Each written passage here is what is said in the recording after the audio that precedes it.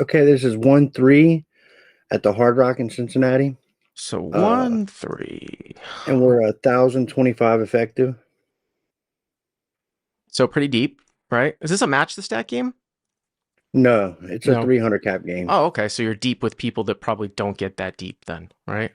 Right. It's awesome. Very That's a much so. great thing. So, all right. All right. So, Under the Gun opens to $12. Uh-huh. An aggressive kid three bets to 30 from the low jack, and it folds to me in the small blind, and I have Queen of Hearts, Queen of Spades, Okay. and I four bet to 125. Queen of Hearts, Queen of Spades, four bet to 135? 125. 125. So kind of a small three bet from the guy, anyways, right? From the low jack to 30, a little bit, like two and a half. Yeah, it kind of felt like a bullshit three bet. Okay, so under the gun 12, low jack to 30. You obviously four bet queen queen. I mean, I don't think there's much really thought about that after this action. Okay. How do you feel about the size? I mean you guys are pretty deep. So I think that sometimes people conflate cold four bet sizing when the effective stacks are much smaller. I mean, I remember actually doing a top section episode on this, or feeding Brian and Ping this topic, and they were sort of into solvers, lands, and stuff like that. And a lot of this stuff, when you take a look, when you really increase the stack sizes, especially from out of position here too, the four bet sizes I think is fine. You absolutely can go 4x in given situations. Now, when you can get away with going like 2.3, 2.4s, which much shallower effective stacks also, in position. This is a cold four bet, so it definitely looks strong, but I have no problem with the sizing here whatsoever. Okay, awesome. They both call. They both call. Wow. Yeah, they both call. So we're going to Okay. flop three ways. So a three-way four bet pot. Yes. Okay. So a pot's like 375 and change. Yeah. 375 on the flop, and we Yep. get Queen of Diamonds, hmm Eight of Spades, Okay. Five of Spades. So you flop top set. Yeah. You do not have the queen of diamonds, so it is possible that somebody could have, like, excuse me, you don't have the queen of, oh, you do have the queen of spades, I was gonna say. So it's not possible that someone could have, say like top pair and a flush draw, right? You do have the queen of spades. So obviously pretty good flop for you, right? Right. Yeah. And yeah, that's what I was thinking. So I lead for 125, Okay. and I didn't want to blast the pot and chase people off with top Well, set. right. And you block all the top pair, right? Like you would think that someone would come back over the top with aces and kings, right? So you need to almost like incentivize to somebody, it's multi way. So that guy who's first, he's supposed to probably, he can't continue with a hand like nines through jacks, right? As if it was heads up. I mean, he's not supposed to. Who knows what he'll do, but I can get on board with it. Right. So he calls and the low jack folds. So, UTG calls next to act. Interesting. Right. And his call looks extremely strong with the three batter behind him. Now, I have to say, so Scott Alford in the live chat says pure range check. I don't know if that's a joke or what, but I I'm going to assume, I'm just going to take the comment seriously for a second and just assume that that would mean that because there's a Broadway card out there and you cold four bet that people have queen. I mean, you have just as many queens as they do. That you'd be checking aces and kings here. I mean, I just I don't know. I can't necessarily get. I mean, how often do you get into a multi-way four bet pot, anyways? Right? Right. Yeah. I mean, I have no problem with your bet. The pot's 625 now. Okay. Yeah. And with the guy calling with the three batter behind him, I kind of gave a little bit of alarm bells. I mean, obviously I got the best hand, but thinking he has to have a pretty good hand because he's Has pretty much always going to put in the bet extra bet pre-flop with ace ace. mm-hmm. And And maybe you even know, king he king at some partial, right? right, he has to have some king king, maybe ace queen, maybe ace king of spades. So So he should space. probably maybe Yes. raise that too. So you have to sort of be aware of spades. Okay. Right. All right. So we go to the turn. I got 625 on the turn, Yep. and we got the 7 of clubs, Okay, so that's not going to really be relevant here.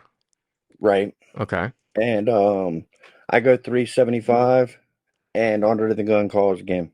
So hero bets 375 and UTG calls again. Let's just do some back of the napkin math here. So if you start with 1,050 and you've put in 250 moving towards the turn, he's got about 770, right? 770, a 770 effective moving towards the turn. Is that right? With Yeah, I 625 in the had pot. 775.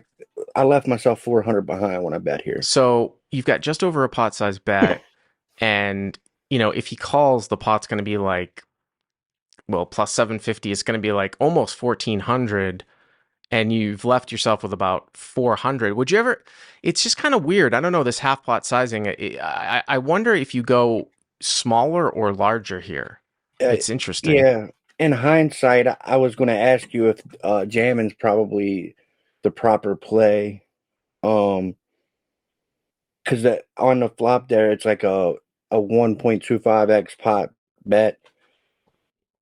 It's really awkward. I almost kind of like quarter to not make him like hero fold. Here's the thing though too, and I don't like checking here in this spot because I think that you've got a lot of, even though it is a 4-bet pot and the 7 probably shouldn't be all that relevant, a lot of people will do a lot of pot control type of thing here, and I just don't see the propensity for somebody to bet off spades here. When I mean, you did size small on the flop. I mean, I guess you could have ace king, but sometimes when next to act calls and you had a hand like a set of eights here, it would be a situation, and then the turn was like a brick. You can actually go for some check raising when you unblock top pair. I'm just concerned here with this configuration of him having a lot of spades or something that's just going to check back. So, but I might go I kind of might go a tad smaller than 375. I mean, this is very sort of nitpicky. So at 375 in a call, so the pot is now what, like 1375, right? Correct. Yep. Okay.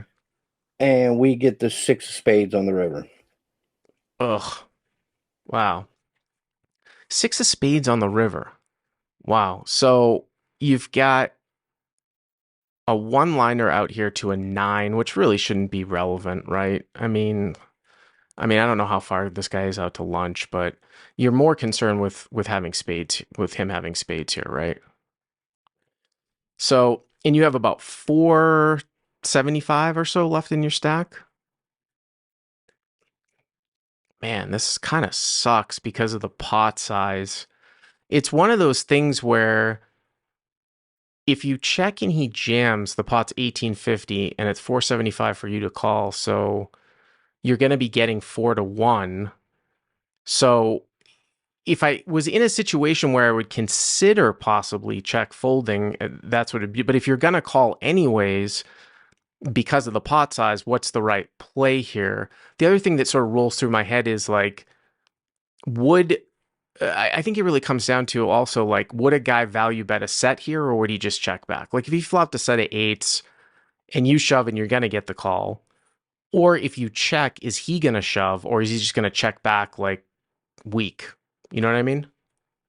Because if he jams a set of eights here, anyways, if you check to him, then you don't really lose anything by checking. I'm trying to figure out if there's any type of bluff here that he would have as well. It's really close because of like the bloated pot size here, I would say. I mean, how many spade combos do you think he has here? 2 maybe. The other thing too is that does he have kings? I think that in looking at this too, how often does he have kings? So let's say he puts in the extra bet with kings half the time, right? So you've got 3 combos of kings. You think you would call with what, like ace king of spades and ace jack of spades, and that's pretty much it because you block the queen of spades here, right? Right. So, I mean, ace king of spades, ace jack of spades, that's 2 combos that you lose to. And then there are 3 combos that you beat. You're also going to get a set to call, whereas if it goes check, check, and then once in a while, if he's just sort of sticking around with ace queen suited, I know that there's only 1 combo left, he's going to check back that too. And you've bloated the pot up so much. The more I think about this, because the pot's so bloated, I think it's not like you're going to shove and he's going to fold out hands that he's gotten here with that are, he deems showdown because the pot is so big. So then it's just like counting combos, Nate, I think. Right. So do you think that you beat him more often here? Yeah, I have more combos that beat him than we Mhm. lose to, so I should just shove. I think so. I think with this stack size, yes. Like if you guys had more, it would be obviously it'd be very, very dicey, right? But Right. again, you can kind of sort of come back to sometimes too that you will, funny enough, actually get called here by ace queen because people would be like, oh, he's polarized. He's playing like an ace of spades type of bluff or something like that. Right. Yeah. So in real time, I thought about it before I did anything, and I kind of thought that if I check, he's never betting anything that I beat. Hmm. So if I check and he bets, then I should just fold.